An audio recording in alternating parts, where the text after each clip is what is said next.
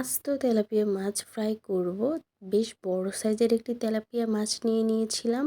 এর মধ্যে ভালো করে দুই পাশে একটু চেড়ে দিয়েছি যাতে মশলাগুলো ভালো করে ভিতরে যেতে পারে আর খুব ভালো করে হতে পারে, ভিতরে পুরোটা মাংস যাতে ভালো করে ভাজা হয় এর জন্য উপরে একটু চেড়ে দিয়েছি। এখন এর উপরে হলুদ, মরিচ, ধনে গুঁড়ো আর লবণ দিয়ে ভালো করে পুরো মাছটাকে মাখিয়ে নিলাম।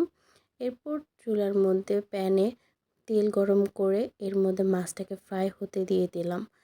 তেলাপিয়া মাছ আমি নর্মালি তরকারির মধ্যে খেতে পারি না, কারণ কিরকম একটা গন্ধ লাগে আর মাছটা কেমন তরকারির মধ্যে থাকলে নরম হয়ে যায় ঝোলের কারণে।